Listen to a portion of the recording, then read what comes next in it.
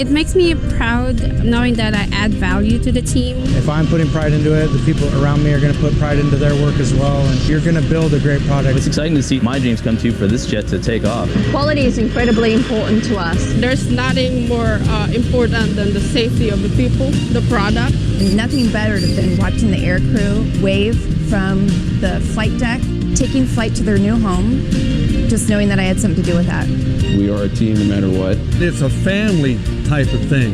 We have to look out for each other because without each other, we can't get this done. It's a good feeling to just know that this plane is going that far and that it's representing everybody out here at the Boeing company.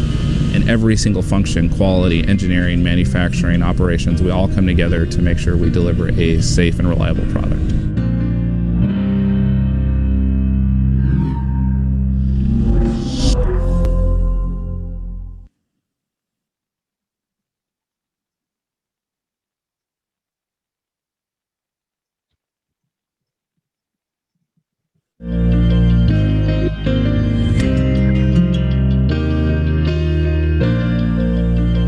It makes me proud knowing that I add value to the team. If I'm putting pride into it, the people around me are going to put pride into their work as well, and you're going to build a great product. It's exciting to see my dreams come true for this jet to take off. Quality is incredibly important to us. There's nothing more important than the safety of the people, the product. And nothing better than watching the air crew wave from the flight deck, taking flight to their new home, just knowing that I had something to do with that.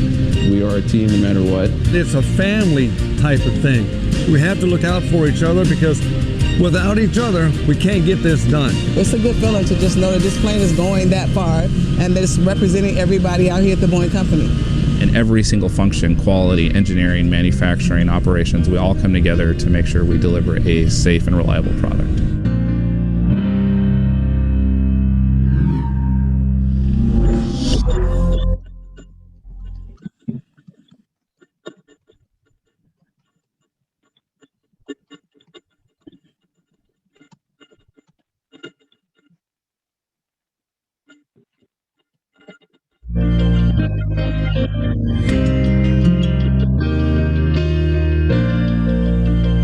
It makes me proud knowing that I add value to the team. If I'm putting pride into it, the people around me are going to put pride into their work as well, and you're going to build a great product. It's exciting to see my dreams come true for this jet to take off. Quality is incredibly important to us. There's nothing more important than the safety of the people, the product. And nothing better than watching the air crew wave from the flight deck, taking flight to their new home, just knowing that I had something to do with that. We are a team no matter what. It's a family type of thing. We have to look out for each other because without each other, we can't get this done. It's a good feeling to just know that this plane is going that far and that it's representing everybody out here at the Boeing company. In every single function, quality, engineering, manufacturing, operations, we all come together to make sure we deliver a safe and reliable product.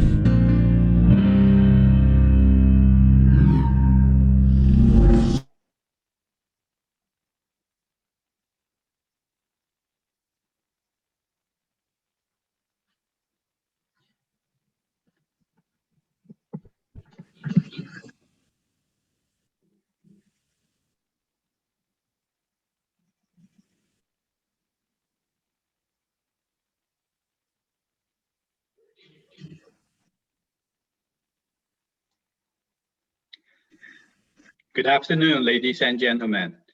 Welcome to the 2020 to 2021 Asian American Engineer of the Year Speaker Series. Today will be our second event under the Speaker Series. As we noticed, many audience are still streaming in. We'll take advantage of this moment to share a short video clip with you with the theme, Building the Future Together.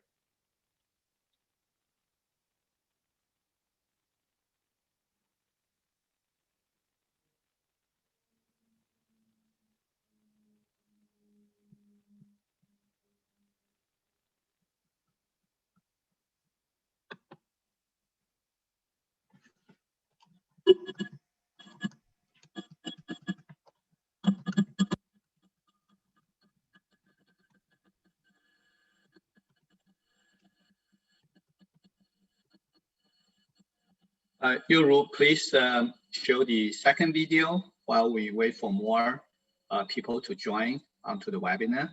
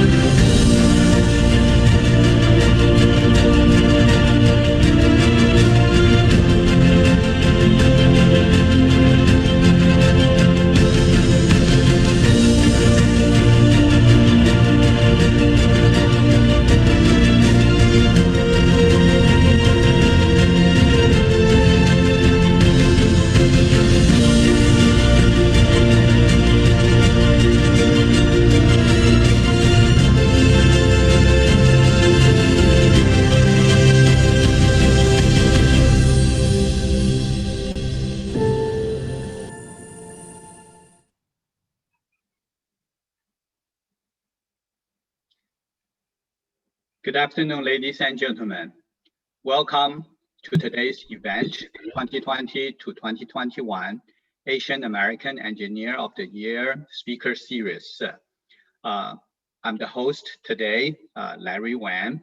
Welcome you. And first, I'd like to thank Boeing for support of the AAEOY event, including the speaker series today. We also learned that Boeing is actively recruiting with many job openings from the summer intern to senior positions. So this is something we like to appreciate Boeing, and hopefully they can find the talent to make the air travel available to everyone after the pandemic. Most of us in the audience probably know about the Asian American Engineer of the Year event, but not many people know the detailed background nor the motivation why we are doing the speaker series. I'd like to introduce Raymond Chen, who is one of the best person to do this introduction. Raymond is a board member and the president of CIE-USA San Francisco chapter, a nonprofit organization. He's also the national committee chair of the AAEOY for the year 2020 to 2021. He's spent more than 20 years in the R&D of the EDA software industry, specialized on the signal integrity. He's the co-founder of the company Sigrity, winning many tier 1 clients. It was eventually acquired by Cadence. After the acquisition, he now enjoys spending time with his family, doing volunteer work like today and many other events, doing investment, as well as coaching startups. So Raymond, the floor is yours. Please tell us more about AAEOY. Thank you, Larry. Yes, that's a good first slide to start with. Okay, for the audience online, AAEOY stands for Asian American Engineer of the Year. And this award and the conference program is an annual event on the national platform to honor the most distinguished Asian American professionals with their leadership, technical achievements, and remarkable public services. AAEOY was first introduced in 2002 by CIE-USA as part of the US National Engineers Week program. CIE-USA local chapters take turn to host this annual event at the different cities across the nation. And these Asian American Engineer awardees have served as role models and a source of inspiration Past awardees included 9 Nobel laureates, many academic and university scholars, major corporate executives, and 3 cabinet members, even an astronaut. And there also include many promising young engineers. So please check out our website, aaeoy.org, to know more about them. Yeah, next. We know AAEOY 2020 is postponed to 2021 this year, and we'll make some announcement later on. But we continue our activities to stay engaged with our community. Last August, we had an executive forum, and in December, we started this speaker series by inviting past awardees to share their knowledge and experience with our audience. The theme of this speaker series is improving life beyond smart technology towards a smart society. These esteemed speakers will bring their own unique topics and then relate to the theme. Okay, next slide. So on behalf of the AAEOY committee, I would like to express our sincere gratitude to our current and past sponsors. Here's just a partial list of them. And also many thanks to all our volunteers who work hard to make this event successful. Now I would like to give this event back to host Dr. Larry Wang. Larry is a board member of CIE-SF, an entrepreneur and the former CTO at eTree. So Larry, please. Thank you very much. It's my great honor today to introduce our distinguished speaker, Dr. Naveed Hussain. He is the Vice President and General Manager of Boeing Research and Technology. This unit develops innovative technologies that provides the breakthrough to many new future aerospace solutions for Boeing. He is named to this position in 2018. He oversees 5 operations of the research centers in the United States and 7 more international research centers across the globe. He leads the team to collaborate with R&D partners worldwide, solving the most challenging issues in the aerospace industry. He worked for Boeing over 30 years now, starting as an engineer. He directed the Boeing Defense, Space and Security Flight Engineering. He also launched BR&T's India Research Center in Bangalore. And he was the Vice President of Aeromechanics Technology for Boeing.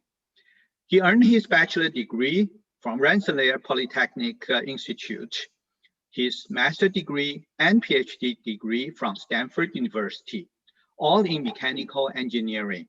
He also received his MBA from Wharton School, University of Pennsylvania. Last and the most important is that Dr. Hussain is also awardee of the AAEOY in 2015. Next slide. Today, we're very glad to hear from him of his presentation on how to improving the life. Space and technology will lead us out of the pandemic.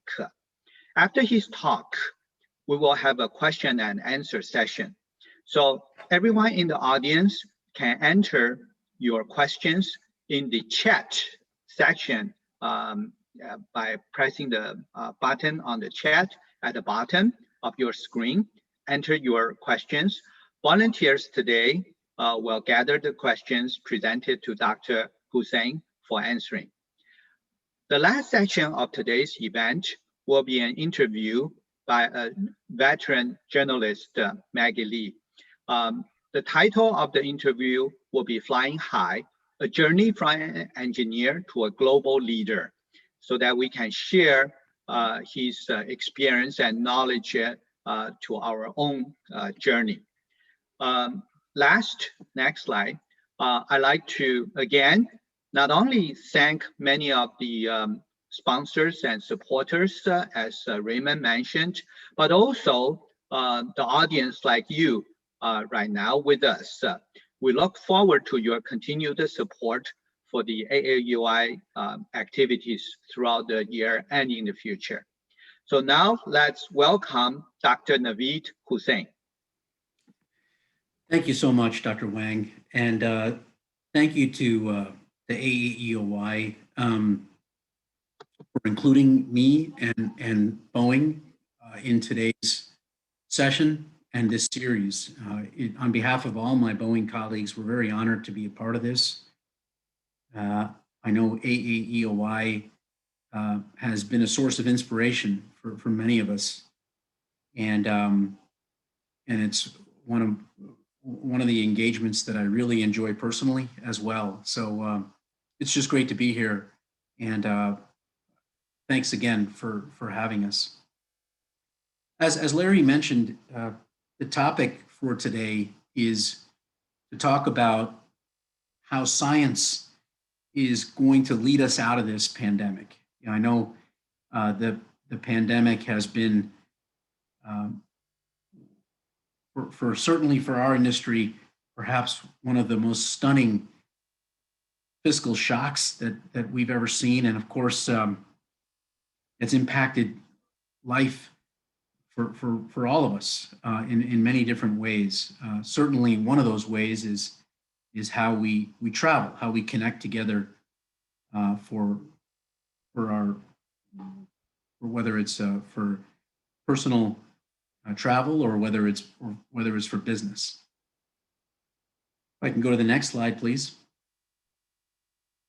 So what are we tracking on the road to recovery? Certainly, we are looking at the health of the population, the globe, in terms of cases, in terms of, you know, we're I think it's just incredible that we have a vaccine this soon. And it's a testament to the technology, ingenuity, innovation, and creativity, if you will, of that community.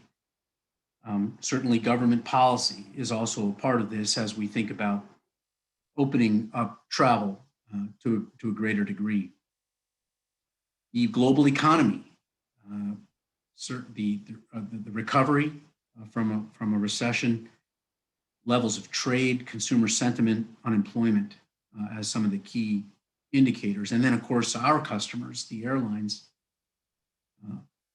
what that traffic looks like, the operations that they're undergoing. Of course, all of this is underpinned by how Boeing can support this and offer our assistance and help to ensure the success of the airlines and the overall health and safety of the traveling public. Next chart, please. We have at Boeing something we call the Confident Travel Initiative.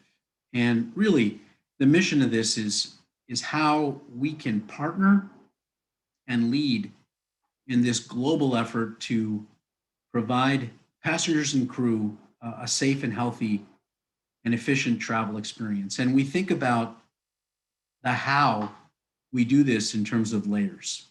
Just like any engineering problem, we break the engineering problem down. And in this case, we think about preventing the virus from reaching the airplane, keeping the airplane free of viruses, and then of course, minimizing any kind of transmission of viruses on the airplane. We have certain time horizons that we think about, the immediate kind of response that our industry needs to reassure passengers and crews, midterm horizons where we think about enhancing and stabilizing guidance recommendations as well as technology and process solutions.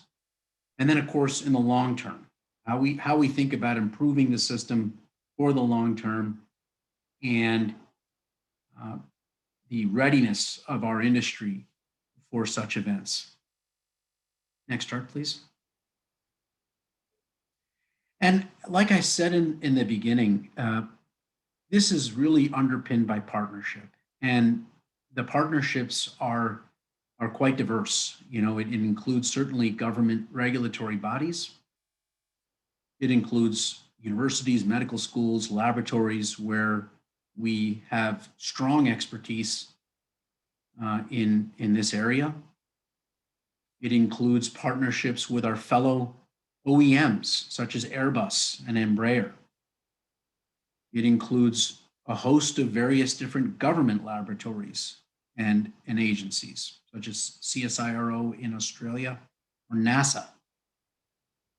So we have been a member of various different partnerships, whether it's exploring how we can disinfect an airplane, how we can test efficacy of methods to kill a live virus, and how we can think about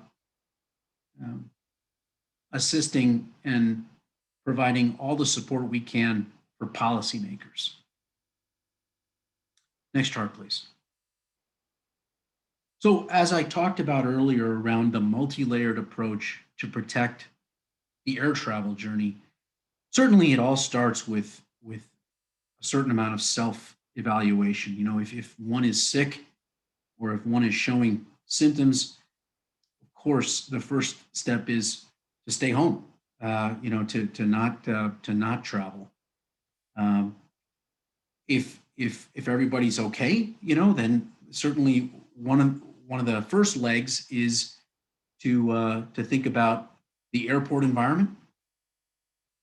Then to prepare an aircraft cabin to be virus free, and that includes cleaning and disinfectants. And there's a host of technologies. I'll talk about some of those in a bit. Then we think about the travel in the air, the in-flight experience, and the layers upon layers of technology and filtration and process that is taking place in the air.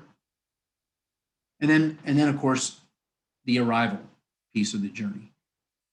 So this is how we think about protecting the air travel journey. It really is kind of an end-to-end view.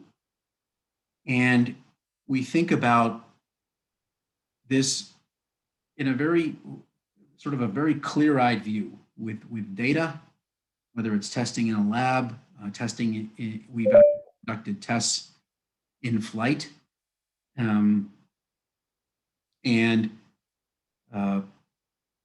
science, where we think about models, validation of those models, and optimization of a process that is steeped in modeling and science. Next chart, please. So how is our company and our industry helping airlines protect passengers? So certainly there's solutions that exist today around disinfectants, electrostatic sprayers, the actual cabin airflow that exists today when we think about complete air exchange every 2 to 3 minutes. And as part of that, there are HEPA filters that remove viruses, including COVID-19. Coatings, which could crush a virus, antimicrobial coatings. Ultraviolet technology, where we've actually provided solutions to clean a cabin. And then, as I mentioned, around those multiple horizons, thinking about tomorrow's solutions, where we think about eliminating a virus with heat, a thermal disinfectant. Ionization technologies, which could kind of get to a next-gen filtration system. Antiviral coatings at a more advanced level. And then, of course, UV that could potentially be built into the airplane rather than in a more manual process. So we're really, there's been a history in our company where we have paid particular attention to creating a healthy cabin environment and an environmental control system within the cabin that provides a safe environment for the flying public. But we have increased this, not surprising to anybody really on the line, to think about tomorrow's solutions and how we could make what we have today more efficient and just in the mindset of continuous improvement. Next chart, please. So how do we know, that, and like I said, this is all based on, and this is a group of many of the folks on the line are here because they're in fields of engineering, science, medicine. So this, of course, has to be based on data. And we analyze the airplane. We test in a lab. We test on an actual airplane in flight. And we think about pulling together the most knowledgeable cross-examination, if you will, that we can find. And that's really through those partnerships, whether it's working with our regulatory agencies, international partnerships with government laboratories, and then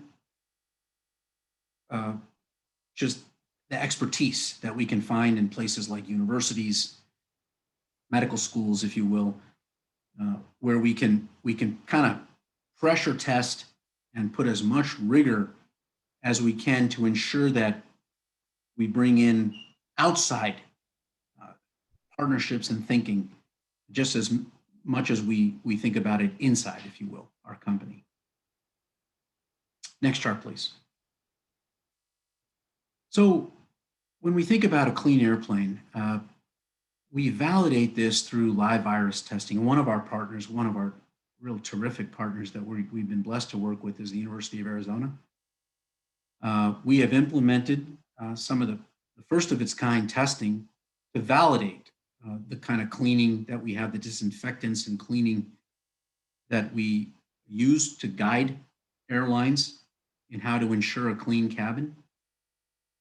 And we also want to make sure that when this is done in a laboratory, it's done safely. So they look to destroy MS2 viruses, which is actually more difficult to kill than COVID-19, and in a very safe way in a laboratory.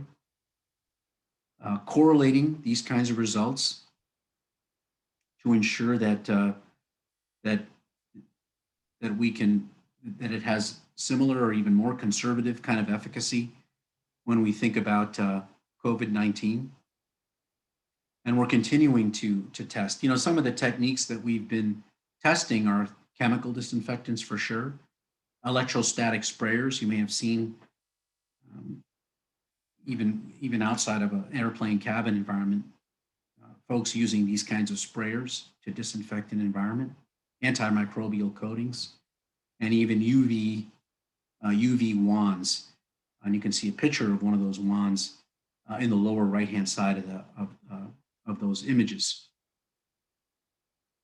And I certainly encourage everyone to keep looking at the chat and to put questions in. I'm glad someone put in TRL, which stands for Technology Readiness Level. Let's go to the next chart, if I may, please. So one question that we get very often is what is the environment inside the aircraft cabin? And actually, the environment inside the aircraft cabin is quite different than the environment in one's home. And it's also quite different than the environment that you might find yourself, let's say, in a conference room at work. And that really has to do with the airflow and filtration and what's happening in the cabin. What's not happening is that you don't board an airplane and then you're breathing the same air that you did when you boarded as you do when you landed. The air in a cabin is actually exchanged every 2 to 3 minutes. And that is also done with air that from the outside. And the flow inside a cabin is from ceiling to floor. It's not flowing from front to back or back to front. It's from ceiling to floor. And as the air is exchanged within the cabin as well as from air outside the aircraft, it is passing through a HEPA filter. And these filters are very effective at trapping viruses, including COVID-19. Next chart, please.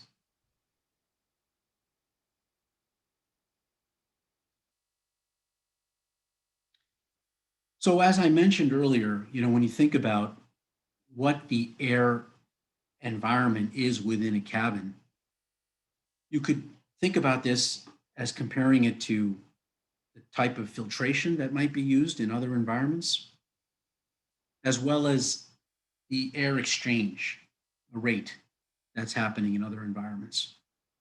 In a typical residence, the air is exchanged about once an hour, maybe even longer. In an office, every 12 to 30 minutes. It's a little bit better, and the filtration is a little bit better. In an airport, it's even better than an office, every 6 to 10 minutes with a higher, what's called MERV rating, an air filter. And then certainly within the aircraft cabin, every 2 to 3 minutes, as I mentioned. And those are the types, what's listed there, whether it's a virus, an allergen, dust, solid kind of particulate matter. Those are the kinds of particles that kind of environment will remove, and it's exchanged every 2 to 3 minutes. Next chart, please. So this just kind of summarizes what I've been describing. What makes the air better? First, the flow path. It's going from the ceiling to the floor.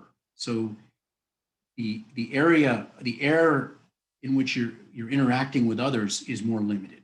It's not passing through the entire population of the aircraft. The air pattern. We use fairly advanced techniques called computational fluid dynamics to model air particles in the air, aerosolized particles, and down. We do this down to the passenger level. There's also barriers. The seat back acts as a barrier. The filtration, the HEPA filtration itself, and then of course the fresh and filtered air that's being recirculated. Next chart, please.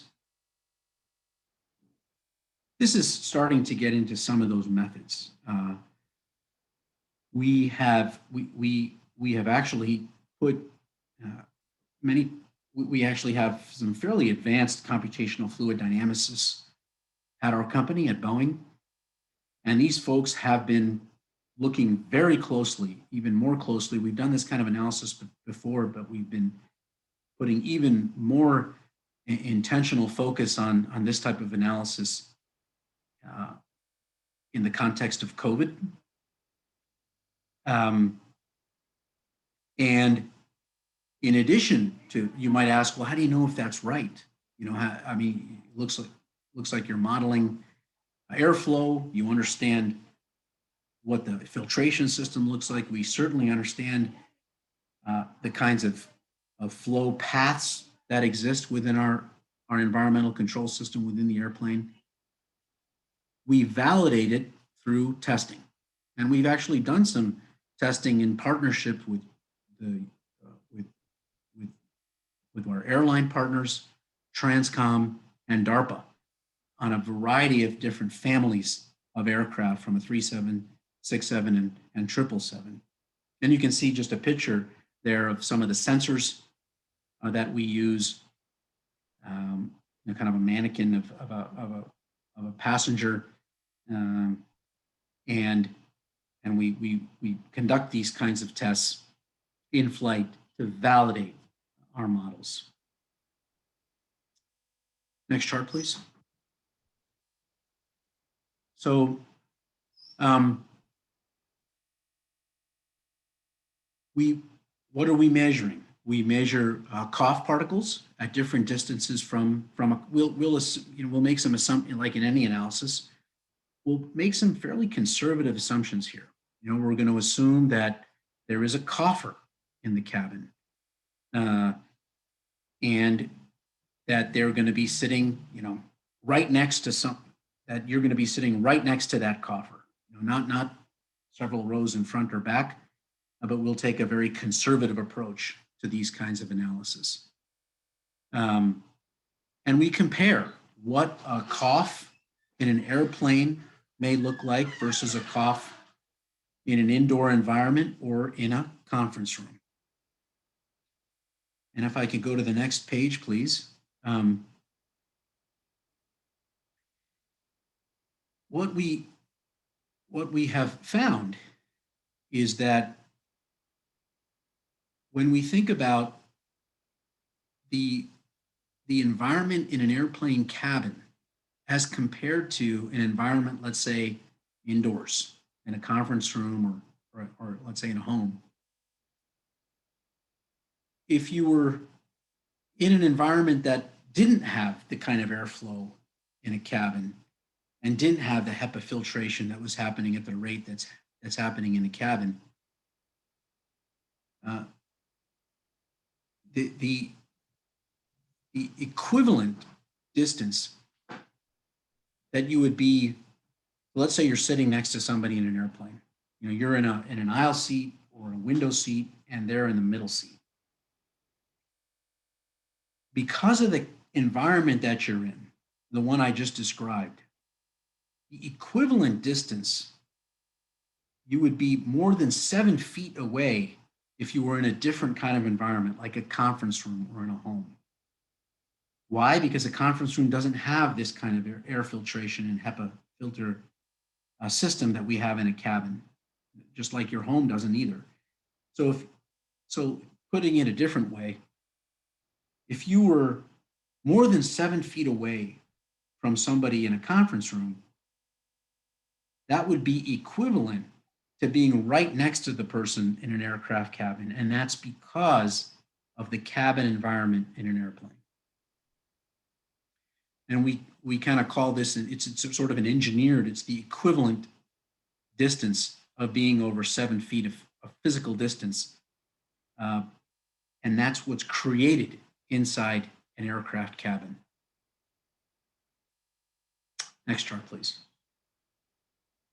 So I just want to, so that really is a summary of how about our Confident Travel Initiative with various different layers, various different scientific modeling and testing, and various different processes. And so, and we look at this, whether you're wearing a mask or not wearing a mask, everything starts getting a lot better with a mask, and Boeing recommends masks on an airplane. In fact, through the whole journey. And that's based on science. It's based on scientific modeling and scientific testing. So with that, I would be very pleased to take any questions or to really go in any direction that the audience would like. Thank you, Larry. My pleasure. Thank you very much, Dr. Hussain, for the wonderful talk. While we gather the questions, I have one immediate question as I listen to your talk. Since you collaborate, Boeing collaborates with a lot of partners, and you cover a lot of areas, the layered defense. I just wonder that among all the individual action taken, some probably has the original technology developed within Boeing, some probably from your collaboration partners. I wondered if someone today, individual or companies or startups, having a possible solution with great potential, will they be able to approach Boeing to propose some their possible solutions for a fair evaluation there? The answer is yes. In fact, this has been happening throughout COVID. It's always inspiring for us at Boeing when people raise their hand, and with ideas, with feedback, and so the answer is yes. The collaborations that I described in this talk, whether again it's a university laboratory, a government laboratory, an industry partner, a fellow OEM, another aircraft manufacturer such as Airbus. We're grateful for all of these partnerships. It makes our industry better. There has been a very open kind of environment where, first and foremost, the health of the flying public comes first. And so, absolutely. In fact, the antimicrobial coating that I described comes from a partnership that we have in Australia. Some of the disinfectant testing that we have is validated in labs in Arizona, the University of Arizona. So these are just a couple of examples, where our partnerships and ideas that are kind of outside in, if you will, collaborative, have really moved the needle for our industry. And it's just of the utmost, and we're seeing, COVID it's an invisible enemy for all of us, it's and this battle, if you will, we're sort of all in it together on the same side, so we're very grateful for these kinds of partnerships. Great. Let me start presenting some of the questions that we gathered. One common question for commoner like me, we heard about the oxygen level in the airplane or air density in the cabin during the flight. Is that normal, similar to the sea level or at the elevated altitude? Yeah, in terms of the equivalent pressure, if you will, in a cabin, it's at a higher altitude than sea level. But it is what I think is perhaps even more important than, let's say, the equivalent pressure, the air pressure in a cabin.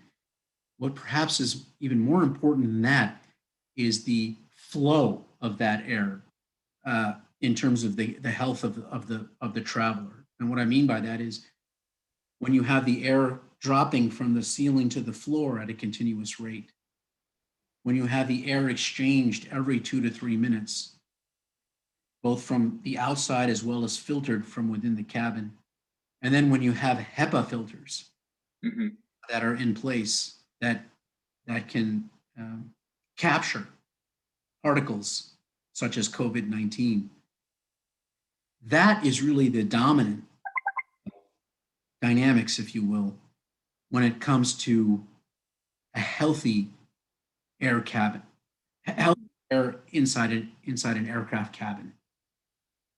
Right. Following that question,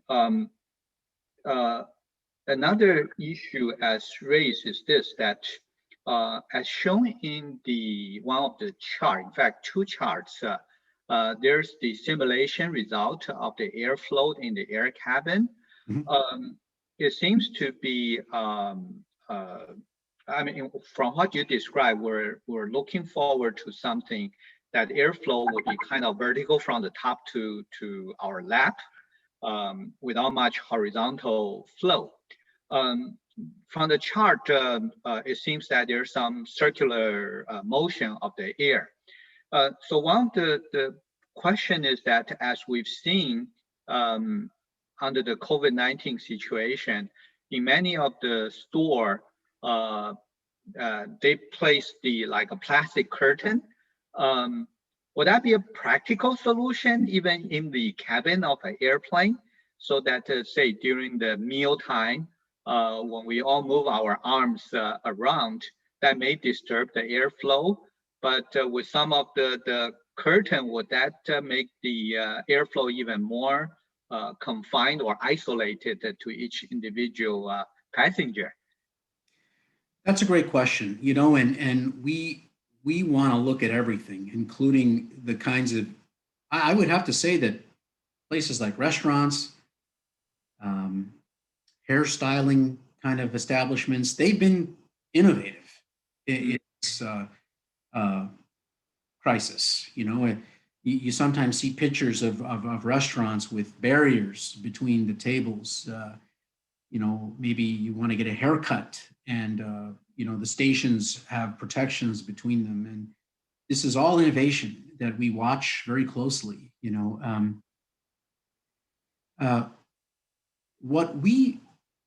So a couple of ways I'll address it.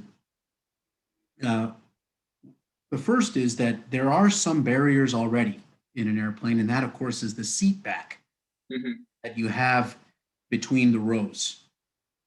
Those are actually very real and effective, and they've been shown both in modeling and in test to act as effective barriers.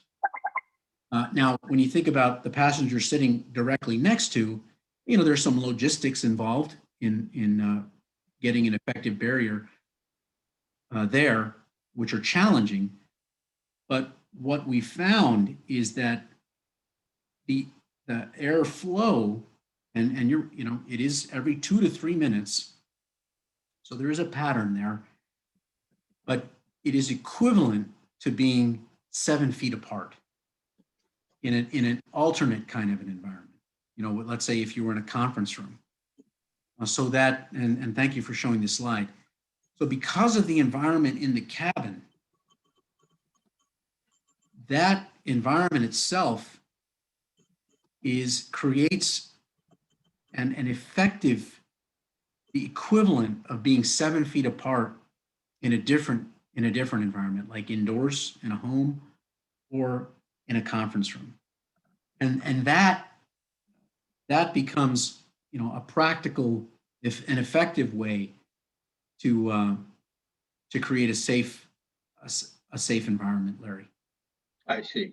Related to that, a question is that traveling hour in the airplane, say a short one from San Francisco to LA under 2 hours versus a longer distance, say coast to coast or from here to Southeast Asia.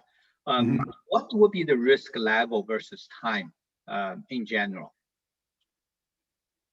Yeah, so I can't answer that quantitatively. Qualitatively, it is certainly true that exposure time would correlate to a higher risk. However, if you're wearing a mask, if others are wearing masks, you're practicing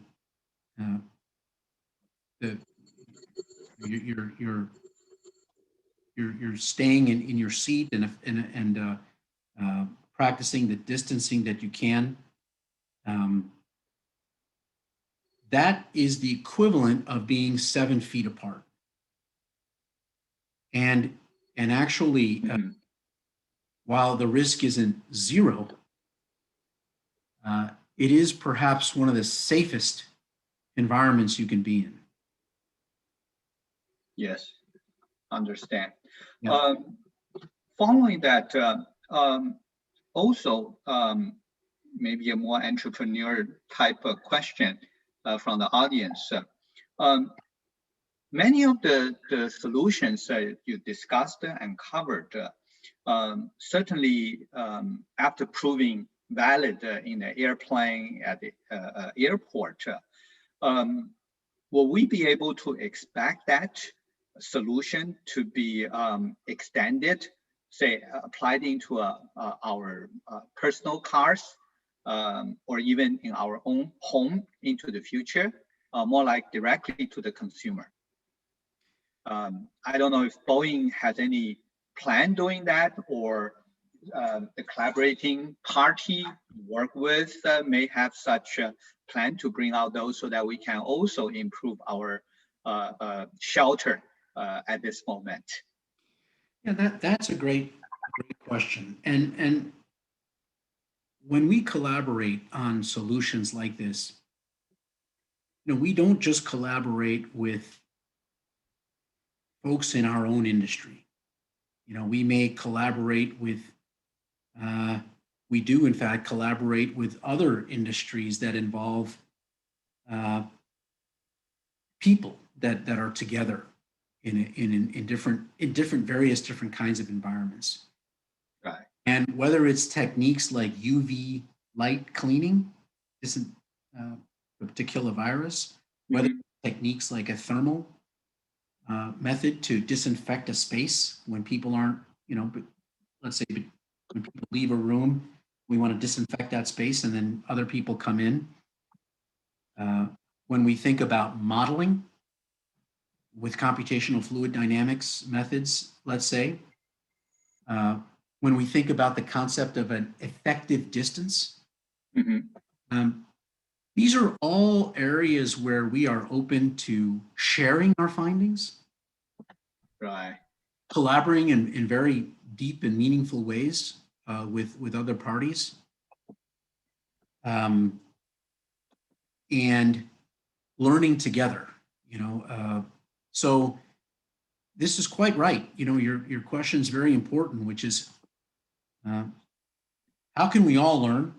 Could we take UV disinfecting and apply it to automotive, or could we take airflow in a cabin and apply it to a bus or something in the automotive kind of industry? The answer is yes. I mean, these are things that we all can learn from each other, and we are set up to do that. We are not thinking of this as something where we want to, where we're not going to share information. We are thinking of this more in terms of how much we can share. It's really it's when we develop a new product, sometimes we're very sensitive about intellectual property and competitive advantage. Not when we think about healthy travel in a pandemic. Right. We also wonder that when the pandemic hit us, Boeing must have looked at a very broad scope of all the issues related to the travel, especially air travel.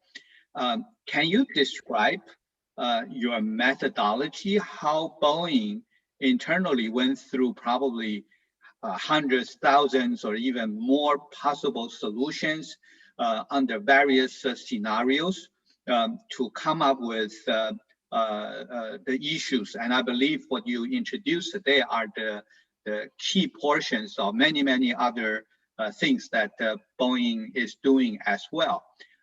Just the methodology, how do you manage that as the leader of Boeing's technology and research? This is a very good question, and I think the heart, if I may, I think the heart of the question is the prioritization, because if you think about all the universe of solutions, you can't work on everything. So how do you create focus and progress, but at the same time, try not to miss something? You know, it's a great question. I mean, it's actually it's the most important question to any researcher in some ways. You know, and you know, we think about it as follows. Like any engineering problem, we try to break it into smaller problems.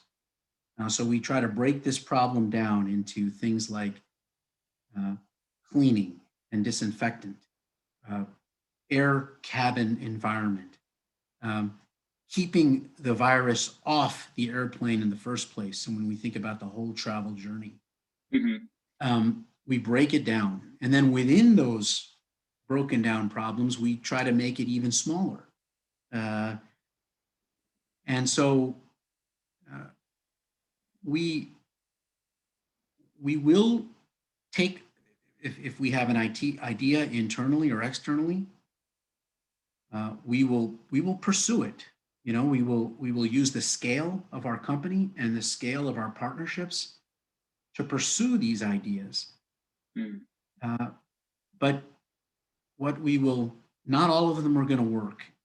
And we kind of think about it almost as a fail fast mentality. If there is an idea, let's tackle the hardest part of it. Yes. If that doesn't work, let's stop and focus the resources someplace else. We keep all of these different things going, we will lose focus. And when you lose focus, you don't make progress. Yes. Well, we still have quite a few questions, and I've been putting off non-technical questions. I don't want to steal the thunder from the interview later, but I think I should raise the questions now and then switch it over to the interview. So together with other issues, Maggie would love to share with you. You can go on.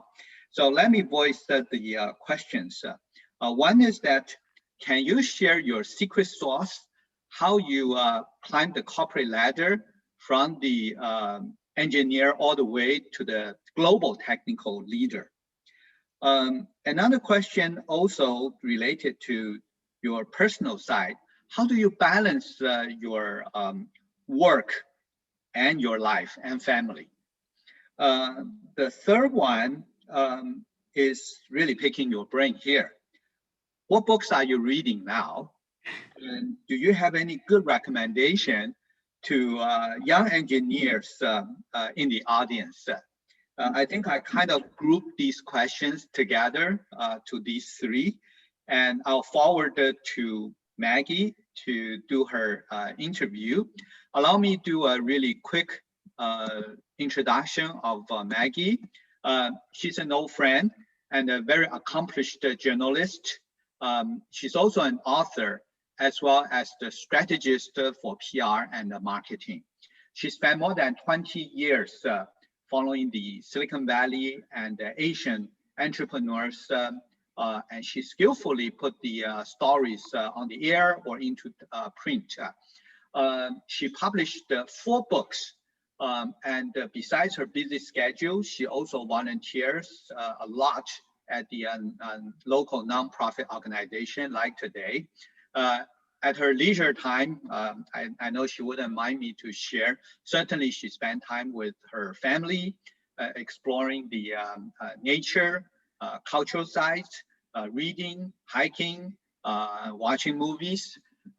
So let's switch the gear to the final interview for Maggie on Naveed. Maggie, you have the floor.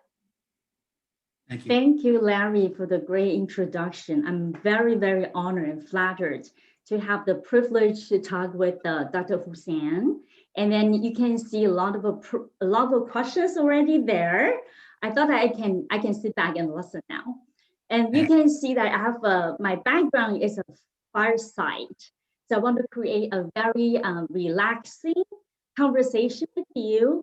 But audience, you can sit back, but listen very carefully.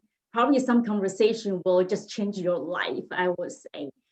Thank you for so insightful information. And actually myself gonna to travel next week to back to Taiwan. And then I feel very safe and confident right now. Thank you very much. And now that's with you flying high, and then give us a more vivid your journey and experiences. And actually, before the formal section we start, we talk about the Boeing is recruiting, and that's very, very excited. And you just mentioned that's even important to have a young talent or well-experienced people to join Boeing. So can you share that part with us? And then what kind of people you are looking for right now? What technique, expertise? Well, thank you, Maggie. And it's a great honor for me to be talking to you, and your journalistic background and your authorship and the folks that you speak to. I'm very humbled to even be in this interview with you, so thank you Oh, my pleasure. for that opportunity. You. Yeah, it's just a great honor for me. And so to your question, you're exactly right. Even in this environment, it's of vital importance for a company like ours at Boeing to continue to recruit the talent that's so important in any industry, certainly one as competitive as ours. And we have over 400 engineering positions open today, ranging from software engineering, electrical engineering, systems engineering, industrial engineering, communications engineering, and others.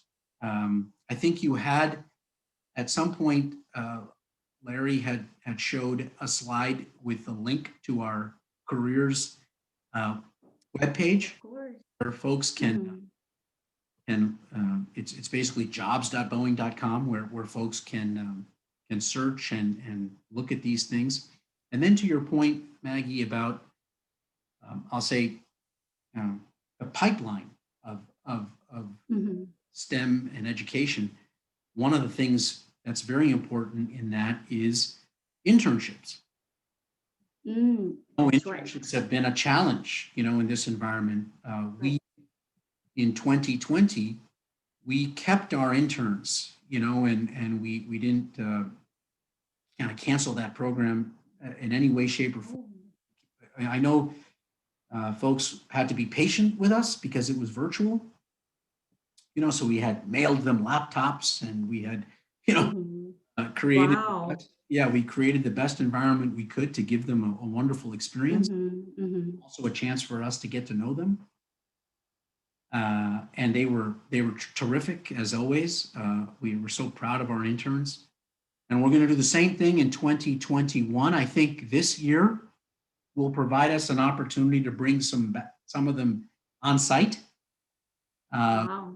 And we'll be very careful with that. We want to make sure that the manager will be on site. We want to make sure that there'll be a team on site so that they can learn. Part of the benefit of an internship is the learning that you get from people, and there's nothing quite like that face-to-face interaction. Right. When we think about our people and our interns, for sure. So it'll probably be a mix of things where there might be some interns that will continue to be remote, just because of how we gradually get back to normal, especially with vaccines and how they're deployed. But there will be opportunities to be face-to-face, and certainly they'll look more like factory or laboratory-based kinds of internships, which are a lot of fun, so. So we're just going to continue to be adaptive as we've learned to be, in the age of and all the things that life has thrown at us. But recruiting, developing our people, internships, this is the foundation of our company. We are nowhere without our people. And we are very focused on continuing to attract and retain and develop the people of Boeing. Yeah, that was very, very wonderful news, I believe, because I encounter a lot of college kids, their intern being canceled, even the job they got and just canceled, you know. So definitely CIE and ourselves will distribute this great news, you know. Yeah, but you probably will be the best qualified person to answer that question. Why talents going to consider Boeing? Yeah. I think just to repeat the question, why Boeing? Why should talent consider Boeing? Yes. Yeah. No, that's a great. Well, that's really the key, you know. And Maggie, it's certainly a journey that people self-select into, you know, and the way I would describe it is that we are a mission-oriented company. You know, we want to really change the world and create a safe travel and mission experience for whether it's someone traveling to see their family or a soldier that's been who's on the most important mission to keep us safe. And this mission is something that really inspires me. When I describe to my children what I do, it is centered on the mission that I'm in, and I think that if there's few things that provide the kind of scale and impact, I just it is flight. The miracle of flight is still kind of can kind of create a wonder in the eyes of us, you know. And to be a part of that, for me personally, is very inspiring. And it is not for everybody. I would say that if this is the kind of mission that does inspire you, I would very much encourage you to look at Boeing. Yeah. We are an engineering company. You know, safety, quality, and integrity underpin our values. And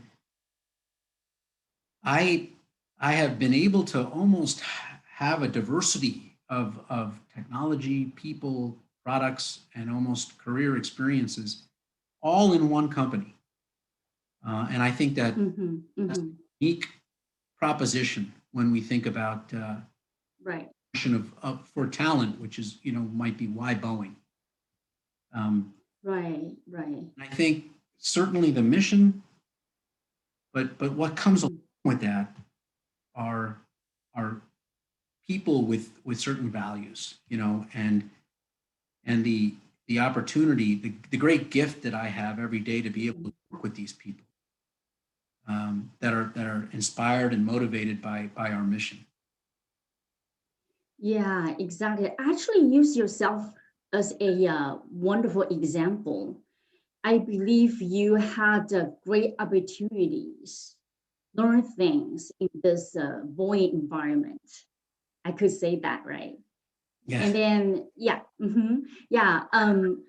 to design or manufacturing aircraft, require the most advantage technology, I would say.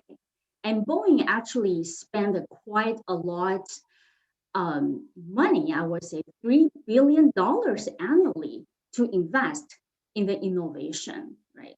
So once people get into this great job, and how will you advise them to keep themselves catch up the cutting edge technology? say AI, machine learning, all the things. Yeah. This is a great question, Maggie. And one of the things, and this is not, there's no kind of one size fits all sort of, you know, we're all unique people. The one thing we all have in common is the values of our company.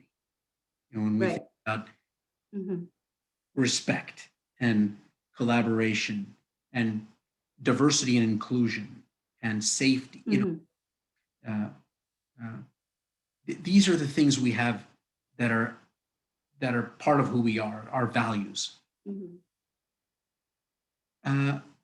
Everything other than that, we all are unique. You know, we all are individuals, you know, with different kinds of interests and passion, you know, technical areas of passion perhaps, and career paths and various different aspirations.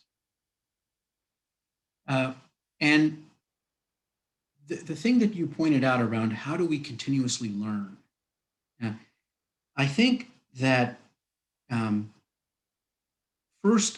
first way I would answer that is that always focus on the fundamentals. You know, the fundamentals that you learned. And by the way, Boeing is a company that employs certainly engineers. We employ finance professionals and HR professionals and communications professionals and legal professionals. We are a company of multi-functions, certainly an engineering company and a manufacturing company, but we need all of these skills. Whatever your discipline is,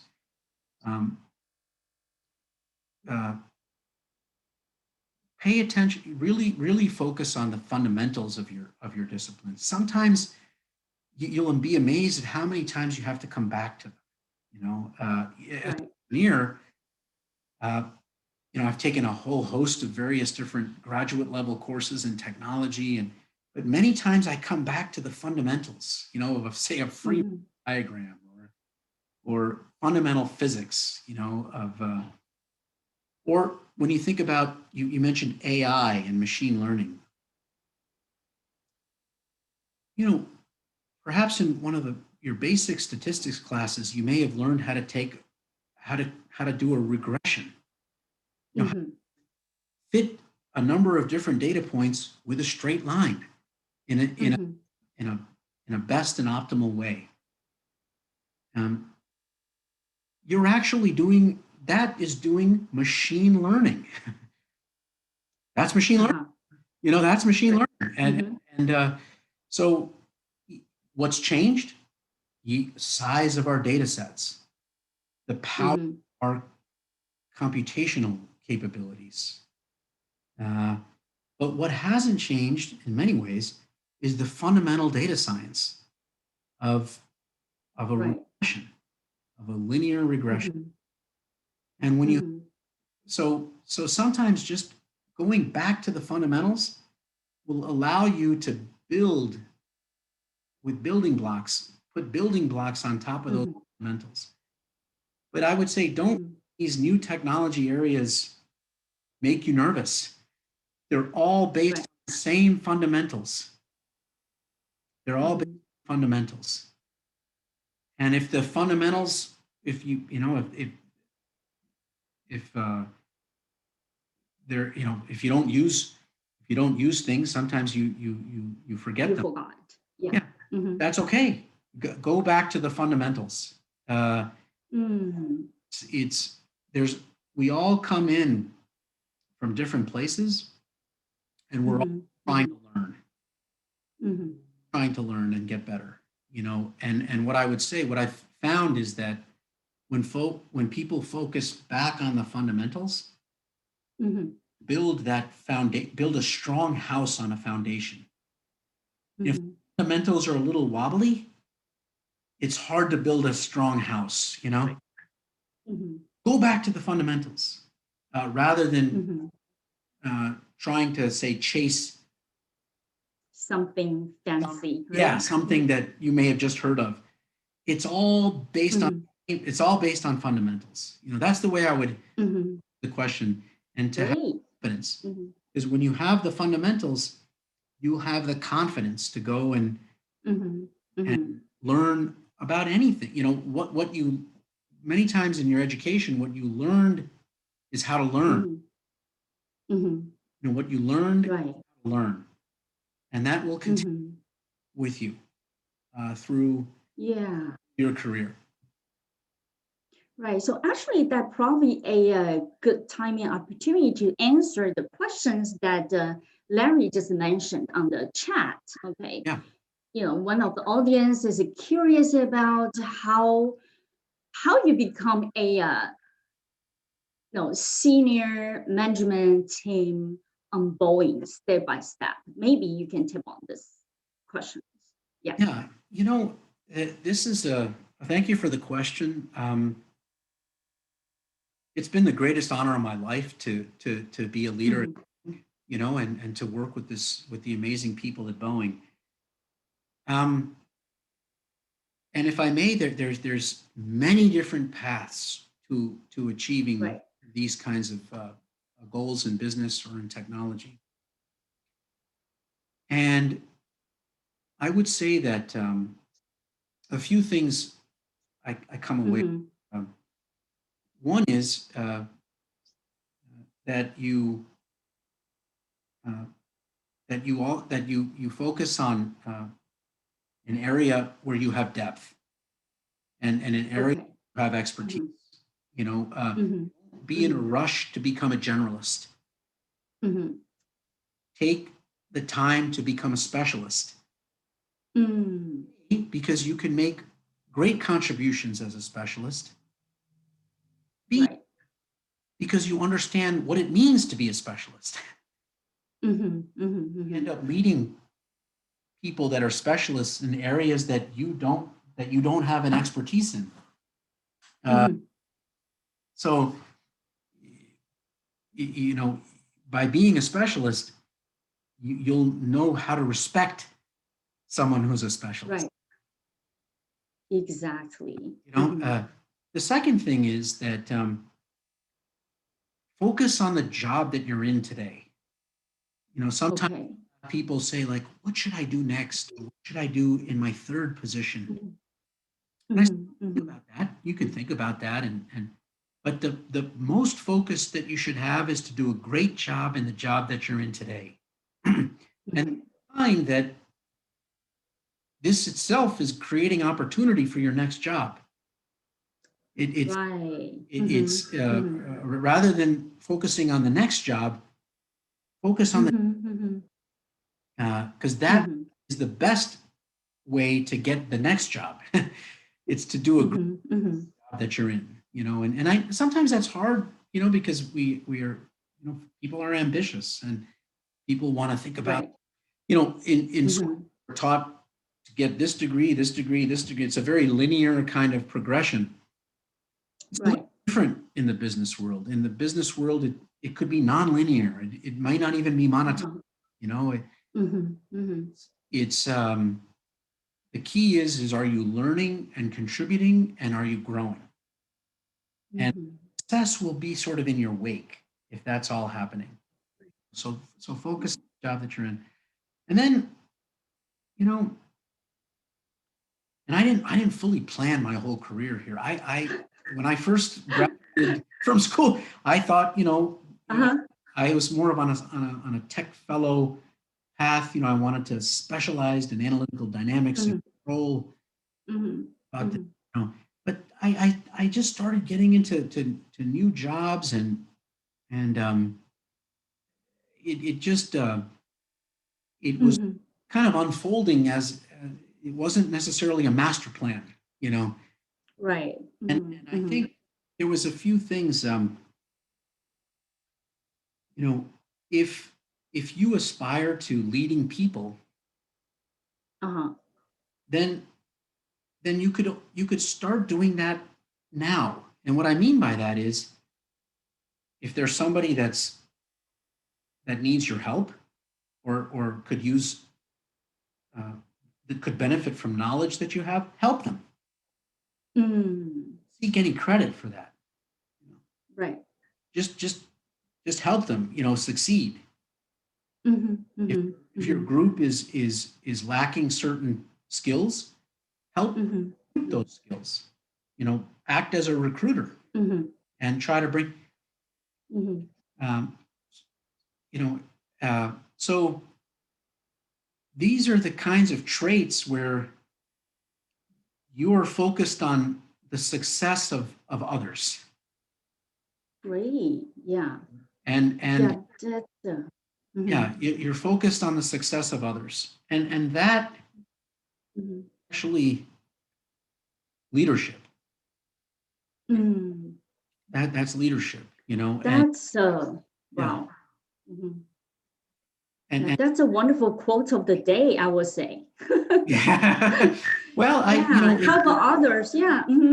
Yeah. Yeah, wonderful. And then that will, and if this is something that gives you energy, it's something that I found a source of great, when I could help people in their careers and in their lives. Incredibly satisfying. Oh, certainly the technology and the products are also satisfying, but there wasn't quite, for me, there wasn't quite like anything than making somebody successful. Because when you're in a leadership position, it's really not about you. It's about them. It's about them, and I think if that's a mindset that gives you energy and something that you want to focus on, then I think that's a great path. But there's there's also, I have wonderful leaders in my organization that have decided that they wanted to focus on one particular area of technology. Right. And they're mentors. They may not have a large organization or a group of direct reports, but they're leaders. They're leaders. They're mentors. So there's so many different forms of this. And I think that there's not one path. There's many paths. And part of a career is also learning about yourself. Yeah. Just like sometimes when my kids, when they were young, and then they look something make them upset, and I always tell them and tell myself, you do things right, and good things will happen to you. Actually, this can apply to any kind of things, right? Yes. So it's really, really good to hear that from you, so successful person, but you emphasize that you help people, and then without any kind of a purpose or agenda, but you will get things, right? Yeah, that's great. But since actually you just touch upon about the mentor, we just flying back a little bit about your own career. 31 years ago, you was an engineer in Boeing, and then you become an engineering manager, and then you become a director of the engineering, and then the VP of the engineering technology in Boeing, India for 2 years, right? And now you lead the most important sectors in Boeing. So all the career path there, have you ever encountered any turning points, which I mean that you met someone, you have your career mentor really helping you to build up your confidence, I would say, or career path, and how that is important to a people? Yeah. Yeah, this is such an important question, Maggie, and you're hitting on really such an important area, which is that my career path, any success. And I know all of your decisions all of your positions. Yeah. Oh, I know. I thank you for reading my, you know, I so much. But it's each and every step of the way. I'm standing on the shoulders of others. You know, when I was a first level engineer, you know, I benefited from mentorship. I benefited from a manager that stayed late with me. It didn't, you know, sacrificed his own time going home to his family, but rather staying in the office and, you know, showing me how to correct my work or answering all my crazy questions, all my dumb questions, you know, and being patient with me. You know, sometimes I didn't have things really thought out.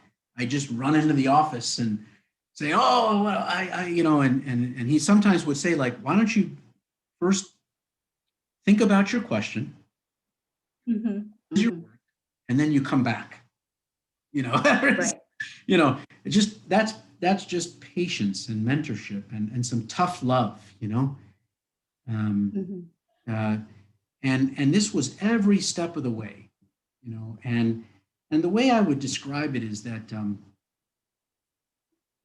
seek out this kind of mentorship, and it's not always going to be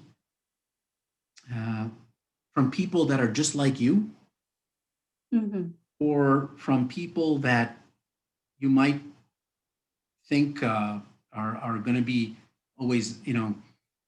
Sometimes this is going to come from people that you might even be a little bit intimidated by, or people that I just call it tough love. You know, that, I mean, I had a mentor. I had a mentor. I remember asking a question, and my mentor told me, like, hey, you know, hey, a PhD should know that, you know, or, you know, this is not friendly stuff. You know what I mean? But it's but I knew that there was so much to learn from this person, and the greatest gift they gave me was their time, their advice, and so I would say just continue to seek this out, you know, from people that you that may be very different than you, and and this is the learning. You know, sometimes the learning will come from books and process and training. Most of the learning is going to come from doing. Most of the time, the learning is going to come from doing. Right. And if you can surround yourself and get yourself into those hard assignments, you know, just close your eyes and jump into it, you know, and try to seek out those, you know. Yeah. Actually, well, for the 31 years, if you could have redone something, what that will be? You know, when I think about the years, and I think about what I could have redone, it comes down to somehow, if I wish I didn't send a certain email, you know, or I wish I spoke to somebody in a better way, right? If I offended somebody, I wish I could take it back, you know. It tends to be around how we treat people. So the other thing I would say, you know, and for all the folks, the students that are on, I'm so jealous of you because you still have your whole career ahead of you, you know. But just sometimes type the email and then don't send it. You know, pick up the phone, you know, or, you know, we are accountable to work with other people and treat them well with respect. And sometimes, you know, you're going to be with people that just, you know, it's going to be harder, you know. Part of our jobs is to continue to work with them in a very positive way. Right. So if these are the things that I think back on that, you know, I wish I would have done better sometimes. Yeah, it's hard. Well, I don't know, is that the right way to do the comparison? Think about like a parenting, you know, just like you have to manage your team, and then it's sometimes just hard to draw the line to, you know. So I totally understand. Yeah, but I believe, right? So I think you tip on simply about the communications, right? And then Boeing is a place very emphasized. I believe there's a company culture is very emphasized on diversity, equality. Okay, so just like I mentioned just earlier that you spent 2 years in Boeing, India. Given most of us here is bicultural backgrounds, all right? And then you have been working in US, study here for so many years. When you went back to, when you just decided to relocate to India, I believe you encountered a totally different cultural environment. So how you overcome that? And what made you to make that decision to go to India? This is a great, you know, Maggie, this is a great question. You know, as you could tell from probably my, you know, my accent or whatever, you might. Perfect. Yeah. Yeah, that I was born and raised in the United States. I had never lived outside the United States my entire life. I was given an assignment based actually I was sent to New Delhi, and I ended up opening up Bangalore, because we didn't even. I see. And Bangalore. Oh. So it was very interesting for me. But you know, I'm familiar with the culture because I grew up in an Indian household. You know, my parents are from India, so I was familiar with it, but I had never lived there. I didn't speak a local language. You know, I just speak English. You know, and so when I relocated myself and my family to India, you know, I was quite nervous about it, but yeah, those assignments where I learned so much, you know, and why did I do something like that? You know, I was asked to start a new venture with new partners in a new country for me. So there was a lot of new. And when you see that in an assignment, that's a signal that you should probably take it. And because you know how they say there's no growth in the comfort zone, right? But there's also no comfort in the growth zone, you know. Right.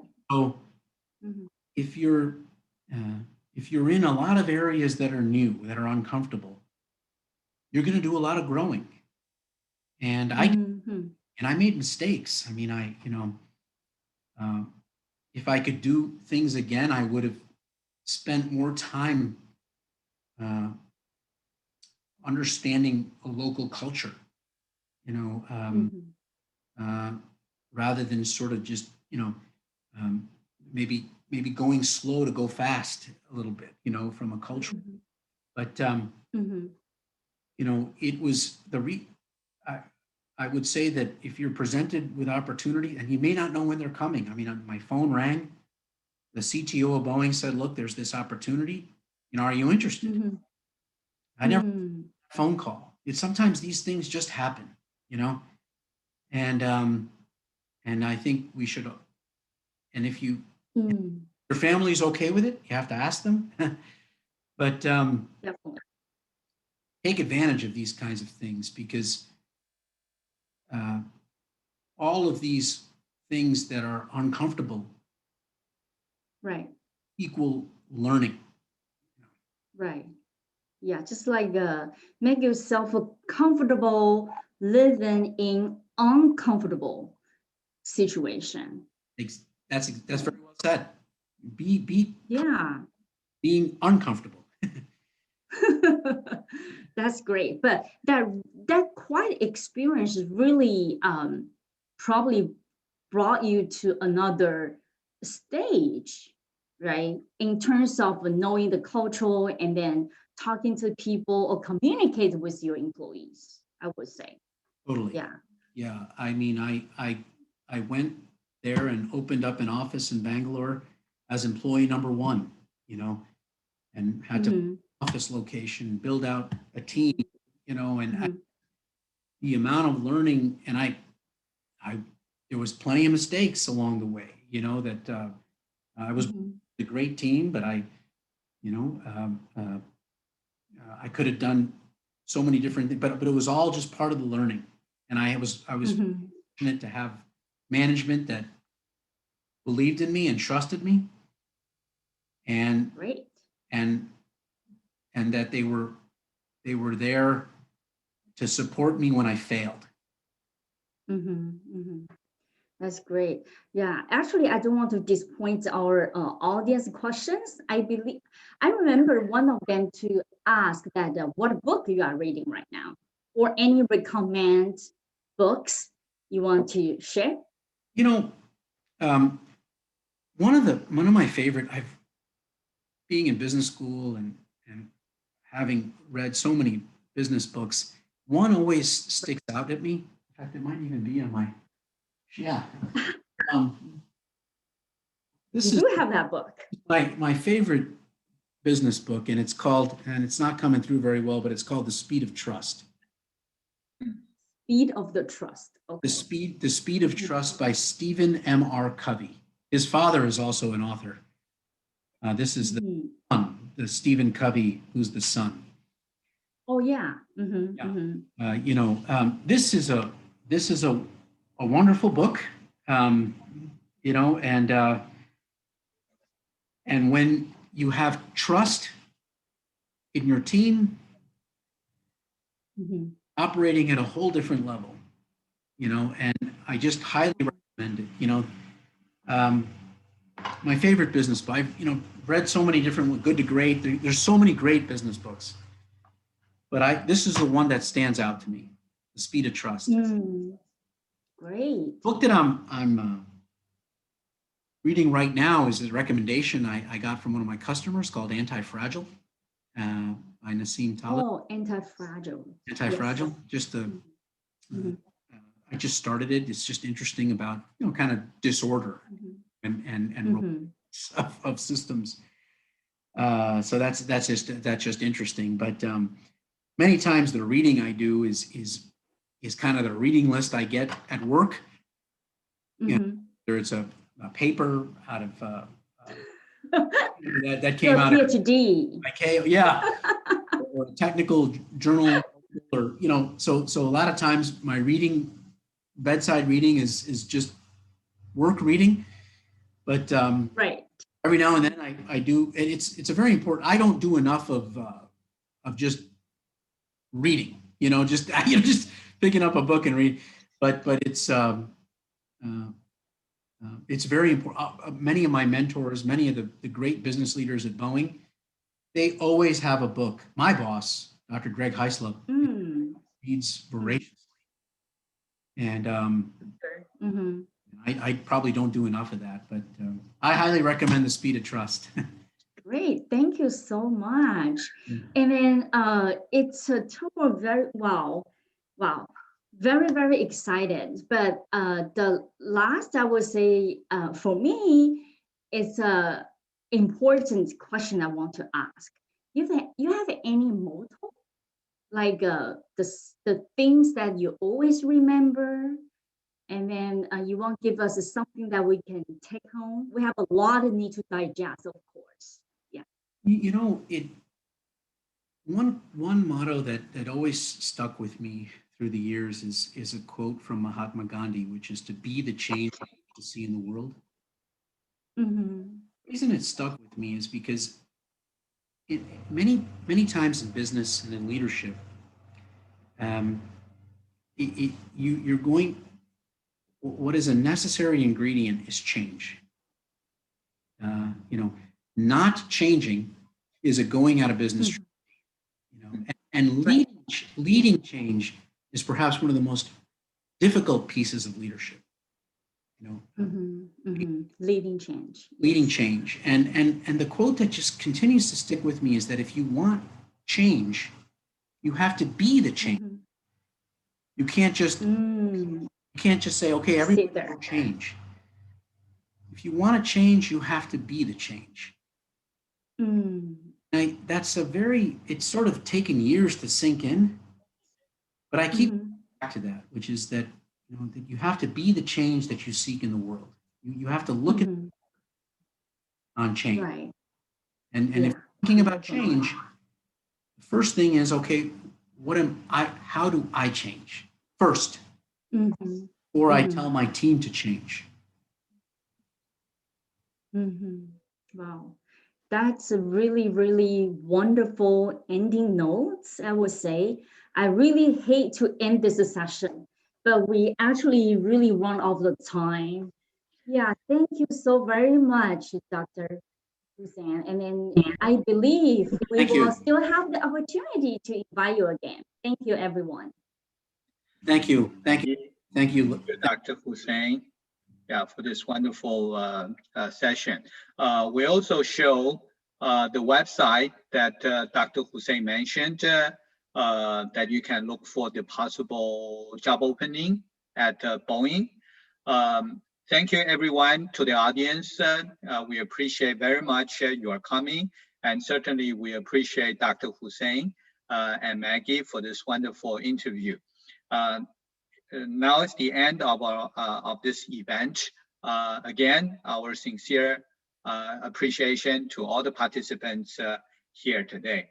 And that's the end of the meeting. We also ask all the volunteers to stay for a few more minutes to take a so-called group picture that will be basically a screenshot with our distinguished speaker, Dr. Hussain, today. Thank you again to everyone. Have a really good weekend. Thank you for having me. All right. Yeah, all the volunteers, the camera, right? Your video so that we can, and in fact, anyone can take a screenshot, do some adjustment. Your screen, your window screen still has a lot of light coming through.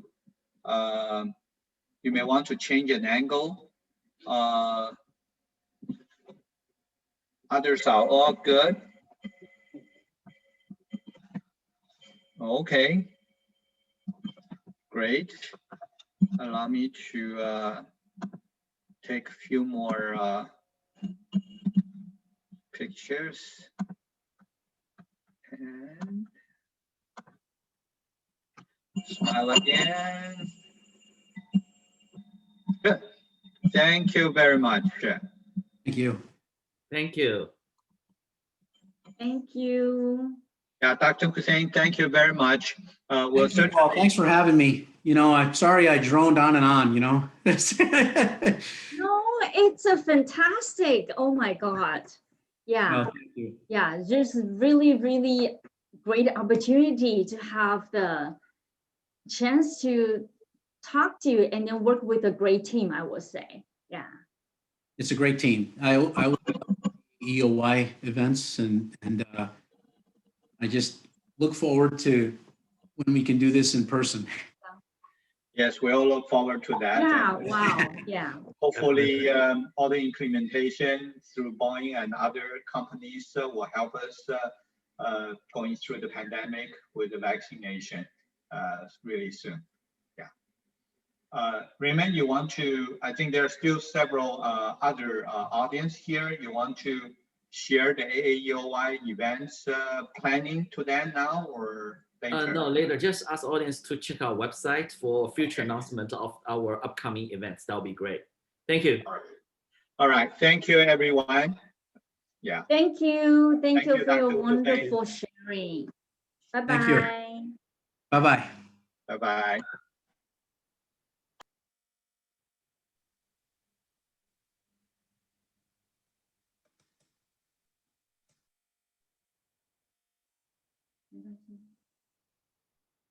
Okay.